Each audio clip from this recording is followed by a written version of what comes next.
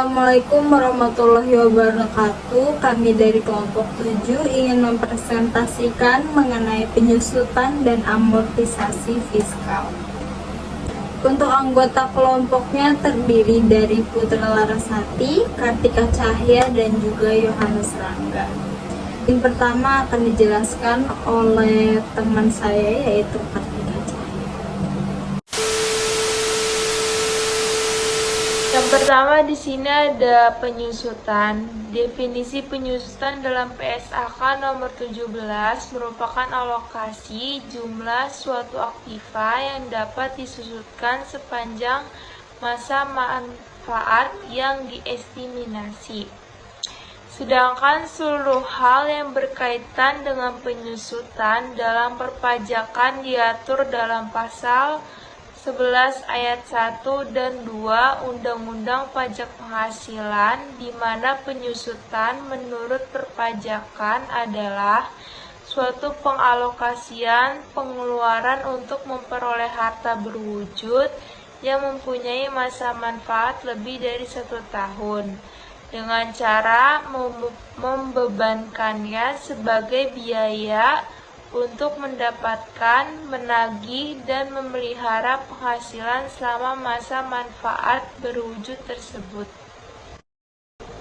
Selanjutnya ada amortisasi. Amortisasi merupakan proses pengalokasian biaya terkait perolehan aset tidak berwujud serta pengeluaran lain, seperti perpanjangan hak guna, bangunan, hak guna usaha, hak pakai, dan goodwill.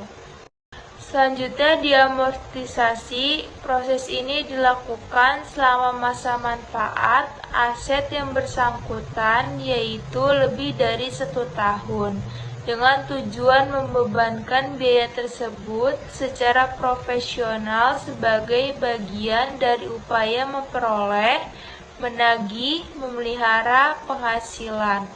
Amortisasi pada dasarnya memiliki konsep serupa dengan penyusutan, namun diterapkan pada aset tidak berwujud. Selanjutnya di sini ada aset tidak berwujud terbatas. Dalam standar akuntansi keuangan atau SAK, aset tidak berwujud itu sendiri digolongkan menjadi 2, yaitu aset tidak berwujud yang memiliki masa manfaat terbatas dan aset tidak berwujud yang memiliki masa manfaat tidak terbatas. Manfaat tersebut kaitannya adalah dengan sejauh mana aset tersebut mampu menghasilkan arus kas. Baik, berikutnya ada aset tidak berwujud terbatas. Beberapa faktor yang dianggap mempengaruhi masa manfaat suatu aset tak berwujud adalah keusangan, permintaan, kompetisi, dan juga teknologi. Sebagai contoh, kita bisa melihat hak paten. Dalam dunia farmasi, perusahaan sering menghadapi kompetitor yang terus melakukan pengembangan dan penelitian. Hal ini membuat hak paten yang dimiliki perusahaan memiliki kemampuan yang terbatas dalam menghasilkan arus kas. Karena aset ini memiliki masa manfaat yang terbatas, perusahaan akan membebankan nilainya secara bertahap melalui proses amortisasi. Baik, selanjutnya ada aset tidak berwujud tidak terbatas. Suatu aset dikatakan memiliki masa. Baik, selanjutnya ada aset tidak berwujud tidak terbatas. Suatu aset dikatakan memiliki masa manfaat yang tidak terbatas jika waktu aset tersebut untuk menghasilkan arus kas tidak dapat diprediksi. Beberapa aset tak berwujud yang memiliki masa manfaat yang tidak terbatas adalah nama dagang, merek dagang, dan juga goodwill. Maka aset tersebut tidak diamortisasi, namun dalam perpajakan seluruh aset tak berwujud bisa diamortisasi. Aset apa saja yang boleh disusutkan menurut fiskal?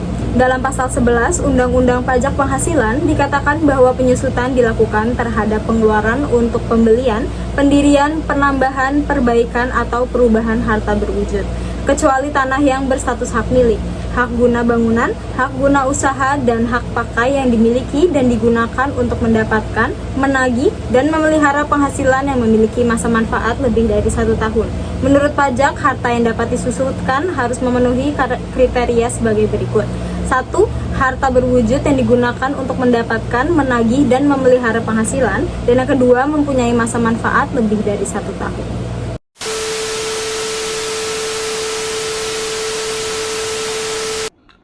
Nah, oke, selanjutnya kita bahas aset-aset apa aja yang boleh diamortisasi secara fiskal. Kalau kita ngelihat aset-aset apa aja yang boleh diamortisasi menurut fiskal, itu kita mesti ngelihat undang-undangnya dulu. Itu ada di UU Harmonisasi Perpajakan di nomor 7 tahun 2021. Secara umum, aset tak berwujud yang memiliki masa manfaat terbatas dan digunakan untuk menghasilkan pendapatan dapat diamortisasi. Beberapa contoh aset yang dapat diamortisasi adalah hak paten, hak cipta, merek dagang, lisensi, hak franchise, dan goodwill.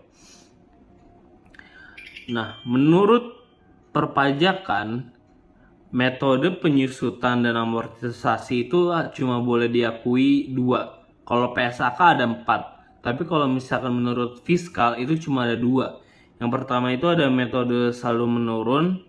Dalam metode ini aset diasumsikan mengalami depresiasi dengan tingkatan yang tetap selama masa pakai satu perusahaan. Hal ini menandakan bahwa jumlah penyusutan yang dicatat setiap tahunnya sama dan tidak pernah berubah. Yang kedua ada metode garis lurus. Dalam metode ini, penyusutan dihitung berdasarkan saldo buku aset yang tersisa pada setiap akhir periode. Penyusutan konsep dari metode ini adalah bahwa semakin lama penggunaan suatu aset, maka semakin sedikit depresiasi yang terjadi. Kita ke contoh kasusnya. PT Tiga Raksa selalu membeli mesin cetak seharga 200 juta. Mesin cetak adalah kelompok 1, berarti memiliki masa manfaat selama 4 tahun menurut perpajakan. Metode garis lurus, pertama kita hitung secara metode garis lurus dulu. Masa manfaat 4 tahun berarti 1 tahunnya itu 25%. Berarti tinggal kita kaliin aja 25% kali harga perolehan. Jadi 25% dikali 200 juta. Itu hasilnya 50 juta. Jadi 1 tahun perpajakan depresiasi penyusutan mesin ini jika dibeli di Januari ya, itu sebesar 50 juta 1 tahunnya. Lalu metode saldo menurun, ini yang metode yang kedua yang diakui secara fiskal. Jika diasumsikan bahwa mesin cetaknya seharga 200 juta, di atas mengalami penyusutan 50% setiap tahunnya, maka Anda dapat menghitung seperti tabel yang ada di PowerPoint ini. Jadi di tahun berjalan, jadi ada tabel tahun berjalan, tarif penyusutan, nilai penyusutan, nilai sisa buku.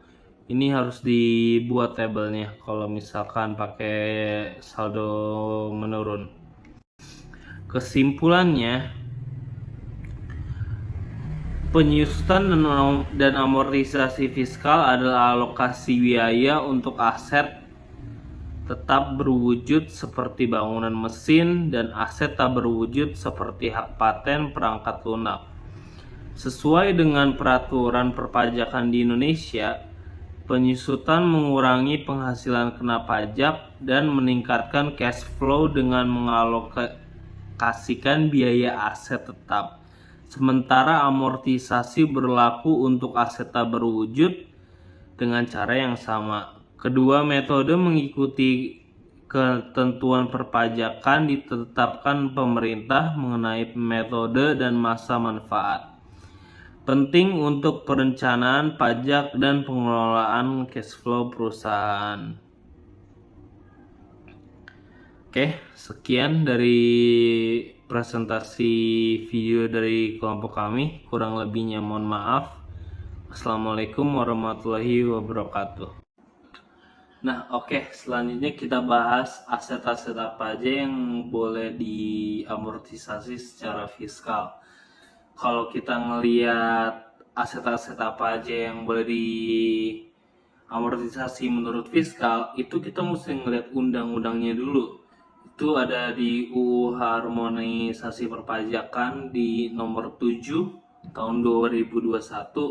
Secara umum, aset tak berwujud yang memiliki masa manfaat terbatas dan digunakan untuk menghasilkan pendapatan dapat diamortisasi. Beberapa contoh aset yang dapat diamortisasi adalah hak paten, hak cipta, merek dagang, lisensi, hak franchise, dan goodwill. Nah, menurut perpajakan, metode penyusutan dan amortisasi itu cuma boleh diakui 2. Kalau PSAK ada 4. Tapi kalau misalkan menurut fiskal itu cuma ada 2. Yang pertama itu ada metode saldo menurun. Dalam metode ini, aset diasumsikan mengalami depresiasi dengan tingkatan yang tetap selama masa pakai satu perusahaan.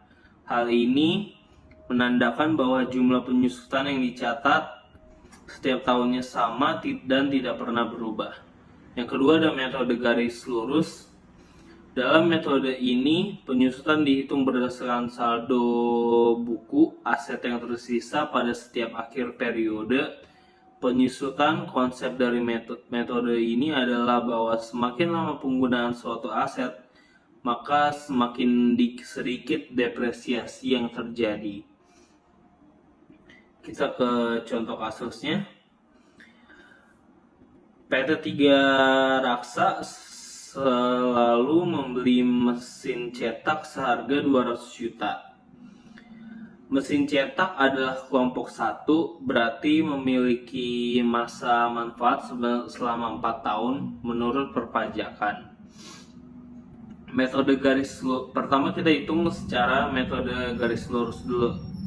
Masa manfaat 4 tahun, berarti 1 tahunnya itu 25%. Berarti tinggal kita kaliin aja 25% kali harga perolehan. Jadi 25% dikali 200 juta. Itu hasilnya 50 juta. Jadi 1 tahun perpajakan depresiasi penyusutan mesin ini jika dibeli di Januari ya, itu sebesar 50 juta 1 tahunnya. Lalu metode saldo menurun, ini yang metode yang kedua yang diakui secara fiskal. Jika diasumsikan bahwa mesin cetaknya seharga 200 juta, di atas mengalami penyusutan 50% setiap tahunnya, maka Anda dapat menghitung seperti tabel yang ada di PowerPoint ini. Jadi di tahun berjalan, jadi ada tabel tahun berjalan, tarif penyusutan, nilai penyusutan, nilai sisa buku. Ini harus dibuat tabelnya kalau misalkan pakai saldo menurun. Kesimpulannya, penyusutan dan amortisasi fiskal adalah alokasi biaya untuk aset tetap berwujud seperti bangunan mesin dan aset tak berwujud seperti hak paten perangkat lunak. Sesuai dengan peraturan perpajakan di Indonesia, penyusutan mengurangi penghasilan kena pajak dan meningkatkan cash flow dengan mengalokasikan biaya aset tetap. Sementara amortisasi berlaku untuk aset tak berwujud dengan cara yang sama. Kedua metode mengikuti ketentuan perpajakan ditetapkan pemerintah mengenai metode dan masa manfaat. Penting untuk perencanaan pajak dan pengelolaan cash flow perusahaan. Oke, sekian dari presentasi video dari kelompok kami. Kurang lebihnya mohon maaf. Assalamualaikum warahmatullahi wabarakatuh.